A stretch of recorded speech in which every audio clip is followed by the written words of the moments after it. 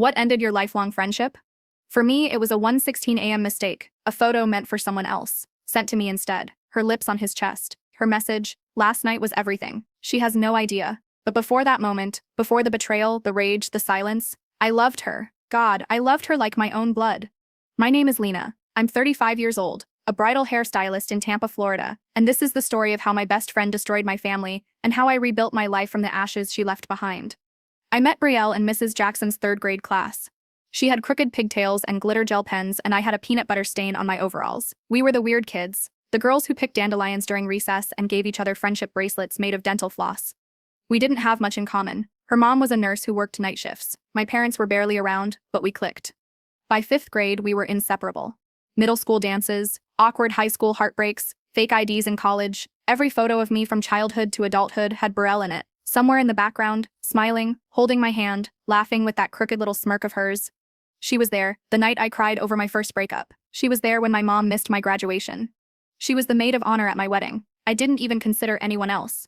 She helped me pick my dress. She styled my veil with her own two hands. I was a hairstylist, but I trusted her to handle mine on my wedding day. That's how deep it went. When I had my first child, she was in the waiting room with flowers and a caramel macchiato. When my second child came and postpartum exhaustion had me spiraling, she practically moved into my guest room. She said, "Girl, I got you. Let me help with dinners. I'll watch the kids. You go nap before you snap." She had a way of making you laugh even while you were crying. She knew every single version of me, the broke me, the broken me, the blissfully happy bride, the exhausted mother. And I let her in completely. I gave her my keys, my alarm code. My kids called her Auntie Brie.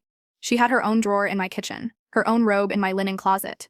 Some days, it almost felt like we were running a household together. And Marcus? My husband. He didn't mind. At least, not at first. Marcus and I had been together since college. We weren't perfect. He worked long hours in finance. I ran a growing business out of my home salon. We had our share of silence, fights about who forgot to take out the trash, date nights that turned into arguments about nothing. But I loved him. I still wore my ring like it meant everything. When things got rough, Brielle was there. "If he ever leaves you," she once said, her eyes dark, "I swear, I'll kill him." We both laughed. I should have known then, sometimes laughter hides the most dangerous truths. Looking back, there were signs. Tiny, stupid things. Marcus started working late more often. He barely touched me at night. He was quiet, distracted. But I blamed myself. Maybe I wasn't giving enough. Maybe I was too tired, too hormonal, too boring. And Brielle? She kept showing up, kept helping, kept saying all the right things. I never imagined I was letting a fox into the henhouse. Not until the night her phone lit up in my kitchen, and everything started unraveling. But that comes later. Right now, all you need to know is this. I trusted her with everything. And she betrayed me in the one way I never saw coming. This isn't just the story of a friendship that ended. It's the story of how one woman took everything from me, and how I took my power back. And I swear to you, by the end, you won't be asking why I cut her off. You'll be asking how I didn't see it sooner. It happened on a Wednesday.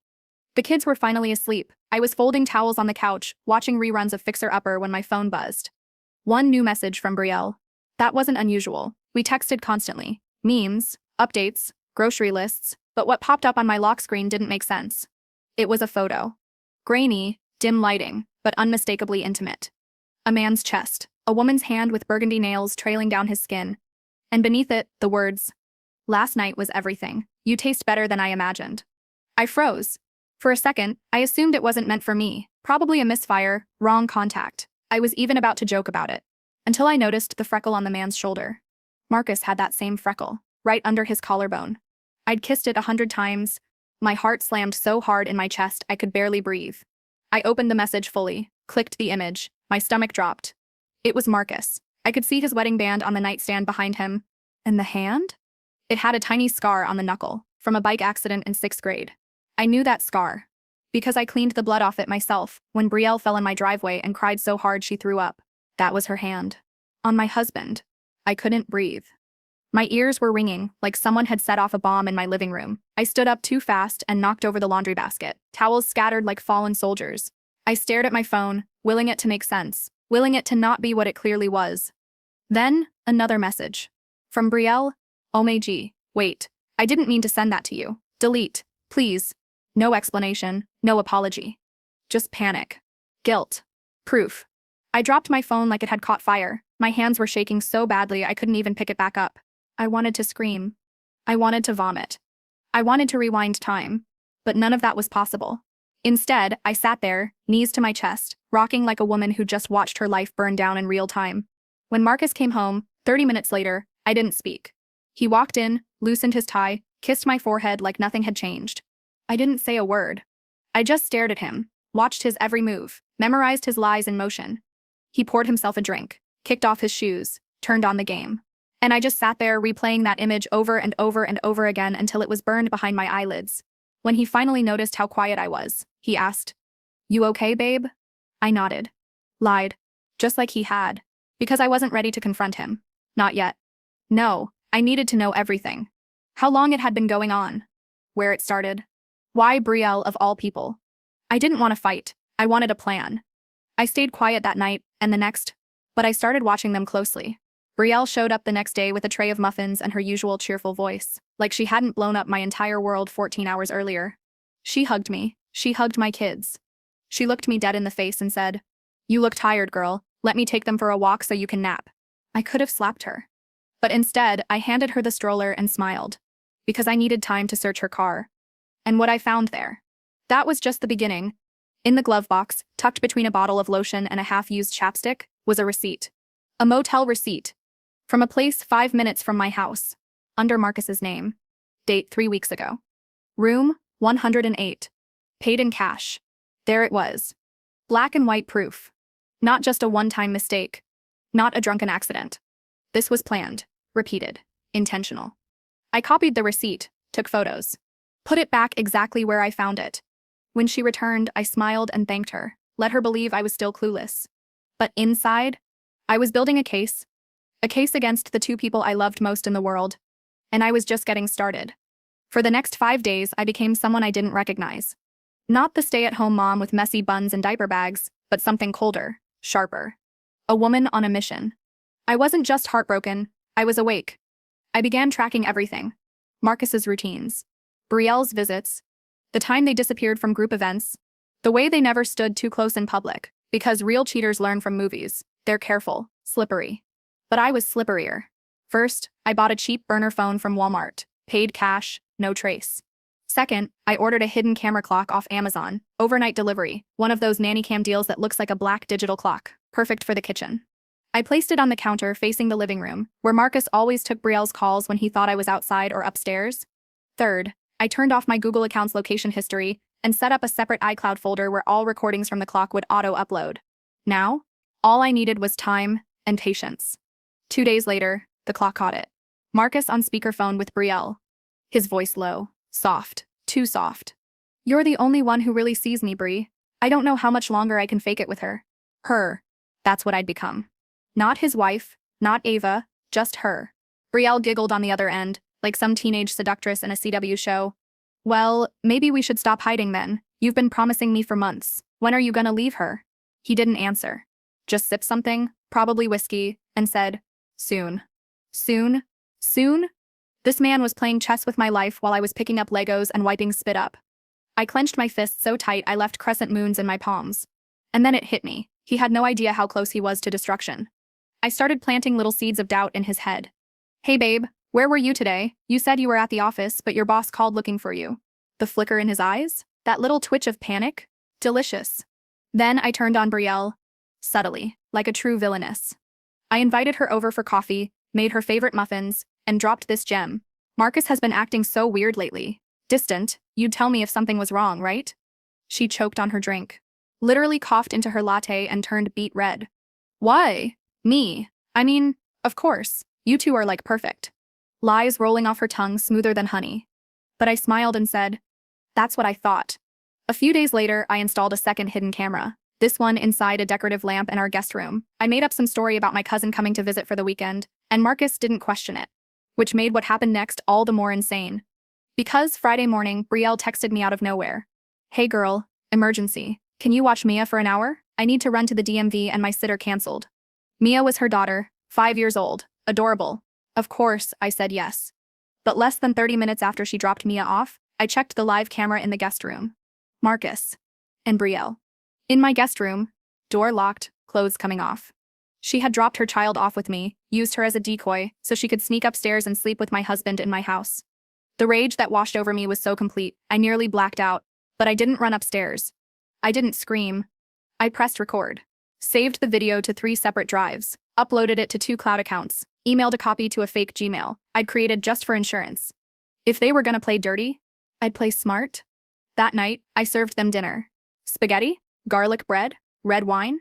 Brielle smiled across the table, talking about her new Pilates instructor. Marcus made jokes about how sore she looked. They were sitting across from me, 2 liars wrapped in charm, eating my food, sipping from my glasses, as if they weren't both 1 click away from public exposure. I watched them laugh, flirt, brush hands under the table, and I smiled back.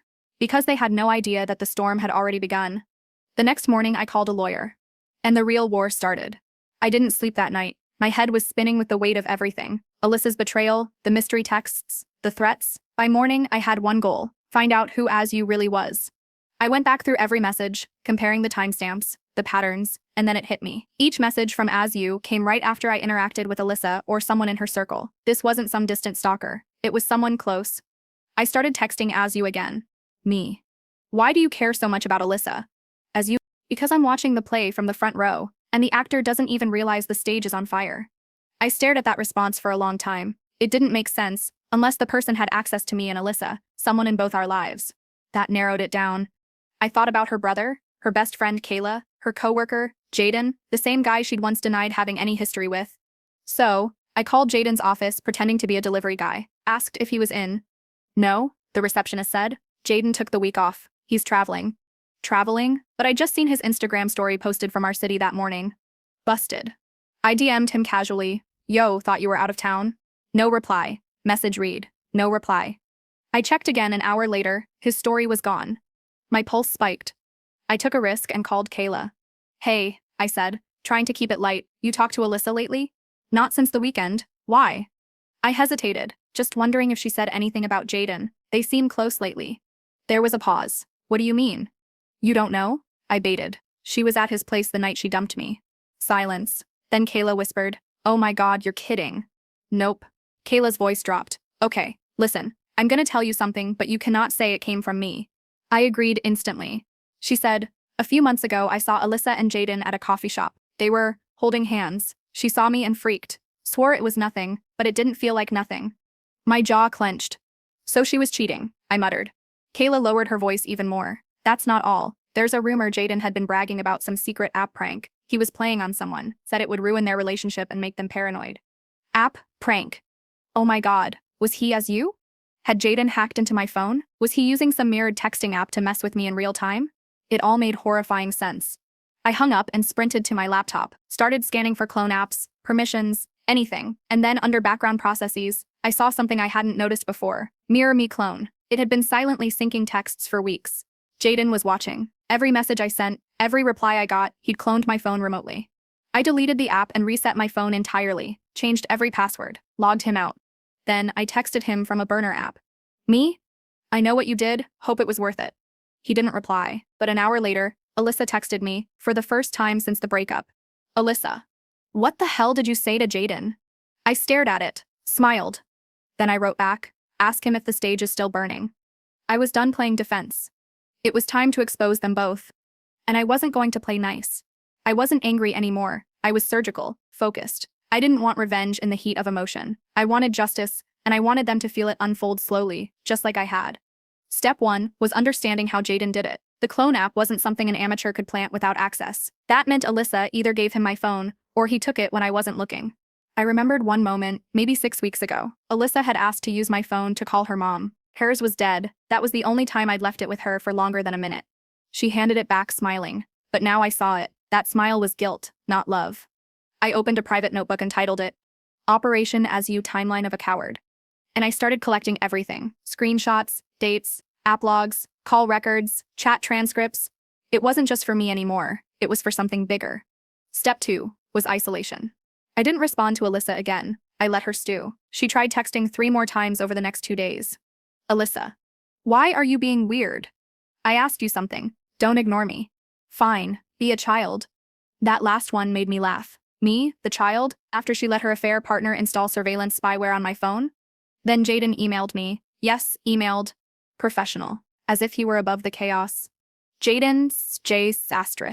Asterisk, asterisk. Subject, misunderstanding. Let's not escalate things unnecessarily. It wasn't personal, just curiosity and opportunity. You'd have done the same. I read that 3 times. This man had the audacity to say it wasn't personal after eavesdropping on me for months and blowing up my relationship. So I replied, "Oh, it's personal now." And I attached a PDF of every screenshot I had. A half hour later, the email bounced back. He blocked me. Coward. Step 3. Public pressure. I wasn't going to post anything publicly just yet, but I knew the value of a well-placed whisper. I called a mutual friend of ours, Trevor, someone who knew both Jaden and Alyssa, but hadn't picked a side. I asked him to meet me at a coffee shop and brought printed proof. I watched his face drain of color as I laid it all out. "You're telling me this guy literally hacked you?" Trevor asked. "No, I'm telling you he built a clone app, got Alyssa to help install it, and spied on me like a tech school Bond villain." Trevor leaned back, stunned. "They've been telling people you lost it, that you were harassing Alyssa after she dumped you, that you were obsessed." I let that sink in. "They're setting me up to look like the psycho," I said quietly. Trevor stared at the table. "I'll fix that." 2 nights later, the cracks started showing. Alyssa's IG went dark, Jaden's account was locked, then a new post popped up on a Reddit thread from a throwaway account titled, "My friend is being gaslit by his ex and her techie side piece." Trevor had gone nuclear. The post included everything I'd shared, cropped and anonymized, just enough to go viral without inviting lawsuits. The comment section blew up. People shared stories of being manipulated, tracked, cloned. It turned into a firestorm. Alyssa and Jaden didn't respond. They couldn't. I still hadn't said a single word publicly. I didn't need to. The fire was burning on its own now. Then came the real twist. One night, I got a knock at the door. It was Kayla, Alyssa's best friend. She looked shaken. "Can I come in?" I nodded cautiously. She sat on my couch and took out her phone. "I saw the Reddit stuff. I know it was you behind it. I'm not mad. I'm here to add fuel." I blinked. "What?" She showed me her screen, a video.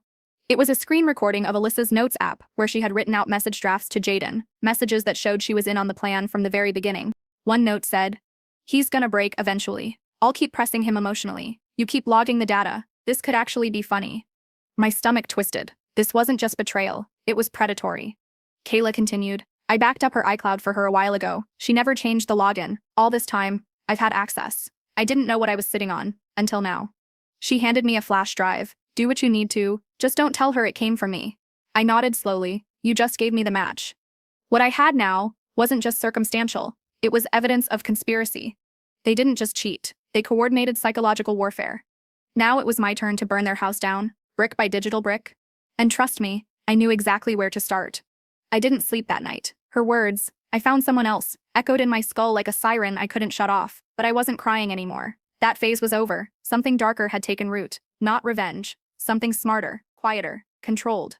I started with the backup phone, the one she didn't know about, the one I'd kept stashed in my sock drawer. Every file, message, and photo I'd ever received from her lived there. And just like that, the pieces started forming a different picture. One she never wanted me to see. I remembered a weird text from her 3 months ago. It was a photo, just a plate of pasta and a wine glass. But in the reflection of the spoon, you could faintly see a man's silhouette across the table. She had said it was just a random diner pic. But that night, she claimed she was at her mom's recovering from a migraine. So I pulled up the metadata from that photo. The timestamp didn't match. Neither did the location. She was 2 hours away in a completely different city. I dropped my phone. I'd known something was off with her lately, but I'd convinced myself it was work stress. But now I could see it clearly. She was testing the limits, seeing how much she could get away with before I noticed. I did notice. I just stayed silent. But not anymore. The next day, I booked an appointment with a PI. Not cheap, but worth it. I gave him the address of the gym she went to. I gave him names, coworkers, friends, even that smug little mentor she had mentioned over and over again. I didn't need dirt. I needed proof. The kind of proof that cracks facades and ends careers. Meanwhile, I played dumb, still liking her old Instagram photos, still commenting "miss you" under her beach pic like a fool. I wanted her to think I was drowning in sorrow. I wasn't. I was sharpening a blade she couldn't see. A week later, the PI called me back. "She's been living with a guy named Trevor Martin. You know him?" I clenched my jaw so hard, I thought my molars would snap. Trevor, her boss, the same guy who invited us both to his housewarming, the same guy who shook my hand and said, "You're a lucky man." He was kissing her in broad daylight outside their apartment like I never existed. My stomach flipped, but I didn't break. I asked the PI to keep watching. I wanted to know everything, their schedules, their routines, their weaknesses. Because I had a plan now. She didn't just end things with a text, she buried me in it. Now, it was my turn to dig myself out, with fire. And I wasn't coming back quietly. I waited another week.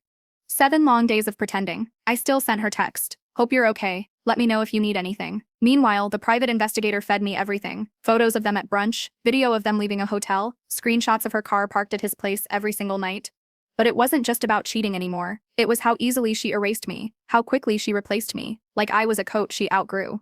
She had no idea I was building something, quietly, surgically.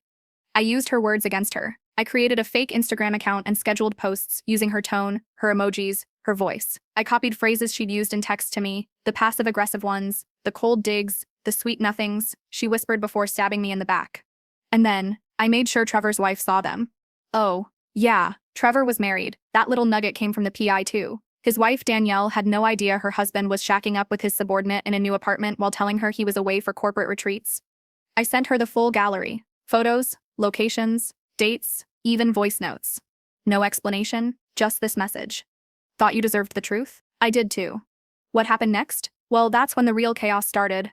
Danielle didn't just confront Trevor. She went nuclear. She posted a 3-minute video online, crying, furious, raw, calling out both Trevor and my ex by name. It exploded. Thousands of views in hours. Then media coverage, then their company HR got involved. By noon, both Trevor and my ex were suspended pending investigation. And me? I sat on my couch, sipping coffee, watching the world burn. Not with glee, with clarity. But I wasn't done. I sent my ex a final message, just one line. How does it feel to be invisible now? She didn't respond. Not that day, not the next. But then, 3 nights later, around midnight, she knocked on my door. I didn't answer, just watched through the peephole as she stood there crying, mascara streaked down her face, whispering my name like it still held weight. It didn't. She slumped to the ground, sobbing into her hands. I almost opened the door. Almost. But instead, I slid a piece of paper under it. It was the photo she had sent me months ago. The pasta dish, the wine glass, the reflection. I'd circled the man's silhouette. She saw it. And she knew. She stood slowly, wiped her tears, and walked away. That was the last time I saw her. Now, I'm not broken. I'm building. I started journaling, turned that into a blog, and now into a podcast called As You. It's all about healing after betrayal, written in the second person, addressing the betrayer, but meant for the broken. It's raw, it's real, and it's mine. The irony? It's already gone viral, and guess who subscribed? She did. I guess she finally wants something to do with me. Too late.